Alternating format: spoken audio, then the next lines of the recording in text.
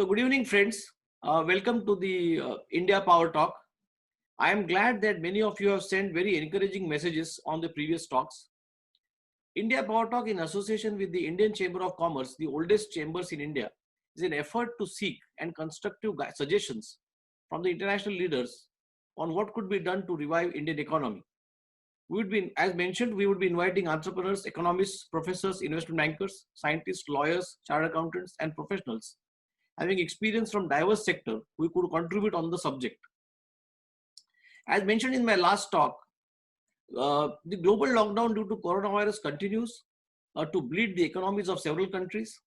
However, fortunately, in comparison to the other countries, we in India have been successful in preventing the spread and also the death toll substantially. A question is, how do we rise from here and maybe seize this opportunity and try to become a significant part of the global economy, not just in manufacturing, but also in services. I guess we may also have to look at several alternate avenues and explore opportunities. One such avenue is blue economy. India has vast coastline of around 7,517 kilometers and land frontier of around 15,200 kilometers, which needs to be fully tapped. And to talk on this blue economy and the opportunities, we have today a distinguished and well-recognized Mr. Sunil Muralidhar Shastri from London. But before I ask him to speak, let me give a short introduction of our speaker today. Sunil Muralidhar Shastri is a consultant, expert, and speaker in ocean and environmental governance for over 3 decades. He found his passion in PASEM in Maribus in 1982 under the tutelage of Elizabeth Mann Borges and has since made it his mission. He is best known internationally for his masterclass in ocean and environmental governance and for his erudite analysis and candid opinions. Sunil has attended the Indian Institute of Technology, Kharagpur, International Ocean Institute, Aken Technical Institute, Dalhousie University, London School of Economics, and Harvard Kennedy School, supported throughout by the prestigious scholarships. In past, Sunil has been an academic and researcher in marine and mining engineering and environmental policy. He has been in UK since 1988. Long career. We once again welcome Sunil on this India Power Talk. A blue economy in India. The blue economy, which consists of economic activities dependent on marine resources, comprises 4.1% of the India's economy as reported by the government. However, it appears that this number has been underestimated as a lot of economic activities relating to blue economy goes unreported. As an expert on the blue economy and having taught this subject for over 3 decades, so could you give a very broad perspective about global blue economy and also about India? That ocean is 70% of the Earth's surface area. But that's only one way of looking at it. If you look at the living space in the ocean, it is 99%. Is 90% of all trade is by the sea. The world produces 100 million tons of fish, that is capture fishery, and 50 million tons of mariculture. Much of it is in the coastal region. Ocean do 50% of carbon absorption, and it is also absorbing all our waste. Oceans are called the global dustbin. You know, everything, 90% of the pollution ends up in the sea.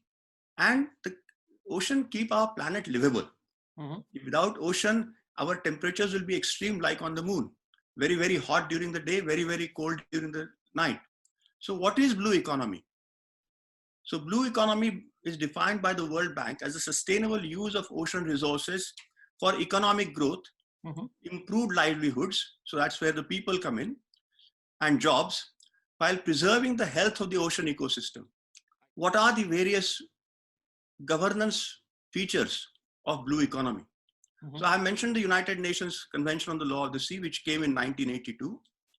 And at the same time, 10 years later, the United Nations Framework Convention on Climate Change came about. Okay. So these two framework conventions, they guide the blue economy.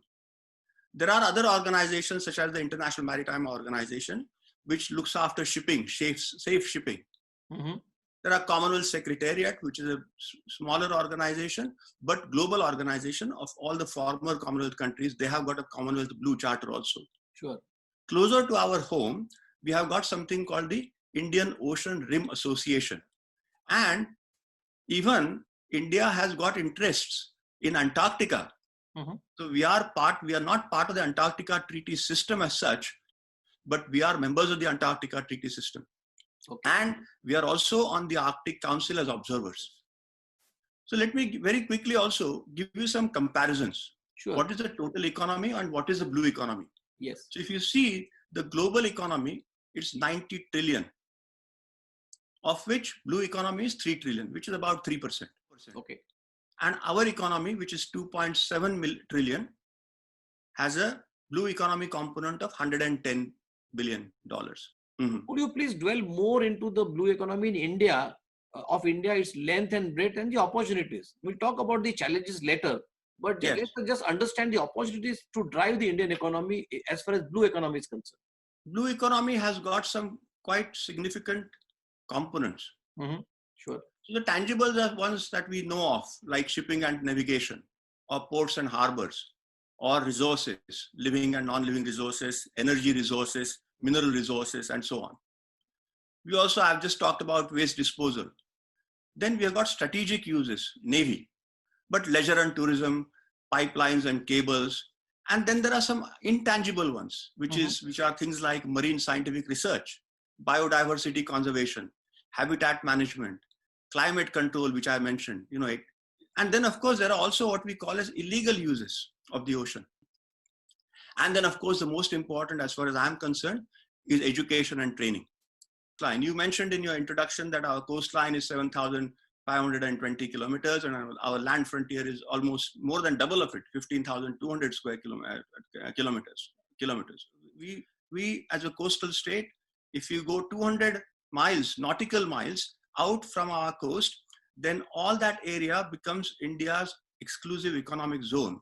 And we have got 2.37 million kilometers of it. And the land area of India is 3.27 million square kilometers, which means we are almost 2/3 of our land area is our exclusive economic zone. So it is a huge area which is under our control and on which we have full economic sovereignty. Then on top of that, the law of the sea also gives you continental shelf. So continental shelf can be extended beyond the exclusive economic zone sometimes, depending on how far your rocks have progressed into the shelf. So as a result of that, totally from the Arabian Sea and the Bay of Bengal, what we call as the western and the eastern continental shelf of India, we have another 700,000 square kilometers. Wow. So if you take this together, you are almost getting the same area as the land area of India in your ocean. And we have also got, to add to this, we have got navigable waterways. That means the waterways that are within India, within the land of India, freshwater river navigation, as we call it. And that is up to 15,000 kilometers. So this is feeding into the ocean. So there is a connection between what we do on the land and what we do in the sea. As I've said, because all the waste goes through the sea, it goes through the rivers. So similarly, transportation also can go from rivers up to the sea mouth and up to the seaports. Boundaries, we have got maritime boundaries with Bangladesh, Indonesia, Maldives, Myanmar, Pakistan, Sri Lanka, and Thailand. We have got 12 ports in India, 12 major ports. Total goods handled by all 12 of our major ports is 700 million tons per year. Now, just to put it in perspective, this is exceeded by Shanghai alone or Singapore alone. I see. So these two ports alone do much more than 700 million tons per year. Okay. And Rotterdam, which is the 11th port in the world, is not too far behind 700 million tons. So there's a lot more we can do. Shipyards, we have got 21 shipyards, small and big. We have got 43 shipping companies, again, small and big. Number of ships is 1,500 compared to worldwide ships of 55,000. That's the number in the world. Very small number comparatively. And our gross registered tonnage is 12.69 millions, about 13 million tons, compared to 2 billion tons worldwide. Is that we have what is called as the Indian Register of Shipping. So something that most countries don't have. Only big countries have it, like the United States or the UK or Germany. What's the opportunity that you are seeing here? Yes. So the opportunities, are, I have come out with this idea of seven pillars of ocean governance. And these are science and technology, geopolitical economy, institutions and organizations, legislation and implementation, role of civil society, financial initiative, and education and awareness. Sure. And continuing with the opportunity, I think each one of us must speak about the right thing. So advocacy, doing the right thing. It is, I mean, I talk about things like it is our moral duty to give, or I talk about universal basic income. But most importantly, I talk about lawless to lawful, how to become lawless to lawful. And I do not mean it in the legal sense. I use the word law as an acronym for land, air, and water. Yeah. Sure. And in India, increasingly, we are finding that our lands are becoming less productive, our air is getting more polluted, and our water is getting more polluted. And we have shortage of everything. We have shortage of land, we have shortage of air and water. That's why I call it lawless. So we want to move from becoming lawless to lawful. That's the other opportunity we have. Action in terms of what each one of us can do, what small organizations can do, what companies can do, is actual direct action, doing something in the area of, let's say, water and sanitation, because all of that is ending up in the sea. Absolutely correct. Yes, correct. And each one of us has to be that agent of change. That the last opportunity we have is arbitration. Rather than having litigations, if we can have mediation. Yes, absolutely. That would be another great opportunity. And that is the kind of opportunities that I can readily think of in my mind. Can you outline, Sunil, for us also, along with the opposition, what are let us see the challenges, because unless we know the challenges, we'll not be able to move ahead. What is it that we are aiming in India or anywhere in the world for that matter? We are aiming our world to be more equitable. We want more justice in the world, and thereby we hope that we can achieve peace. That aim can only be achieved if we are able to balance. So balancing people, planet, and profit. And this will help us combat the main problems that we have, not just in India, all over the world, of death, disease, and destruction. And finally, I hope that because of that, we will get a dividend. And the dividend we already have in our country. We have democracy. We have demographically, we are also blessed, because 65% of India's people are under 35 years of age. Yes. So we have a young, dynamic population. And the third dividend that we have is demand. So Sunil, what could be done immediately? Can you outline some steps which you think the government could take to take advantage of this vast coastline that we have? Yes. Now, in my mind, the first thing that comes to my mind is regional cooperation. Now, there are some focus areas that we have. So first one is maritime safety and security, trade and investment facilitation.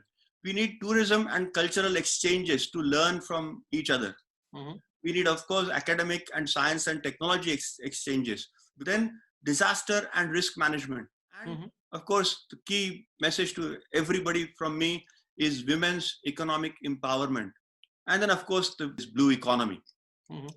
Within blue economy, the top focus area would be fisheries and aquaculture. India is currently the third largest producer of fish and seafood produce in the world.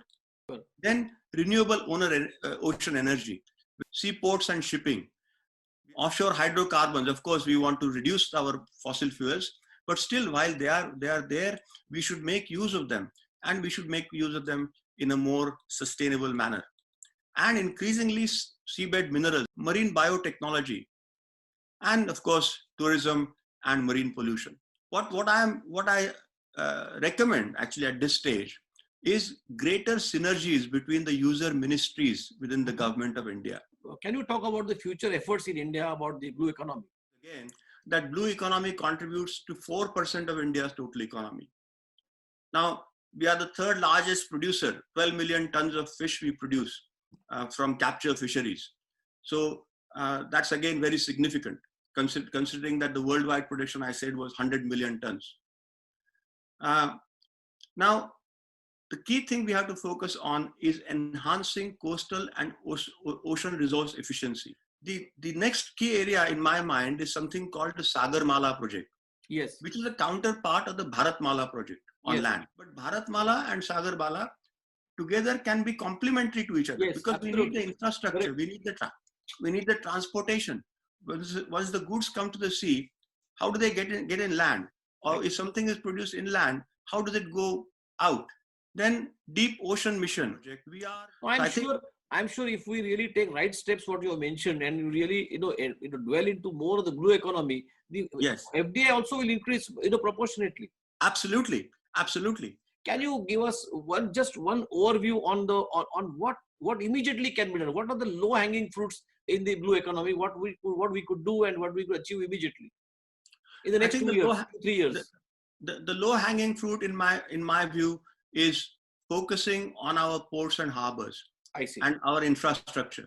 Sunil, during the talk last week and also yesterday, you mentioned about your initiative as far as India is concerned. Can you very briefly talk about what efforts you are trying to take in India?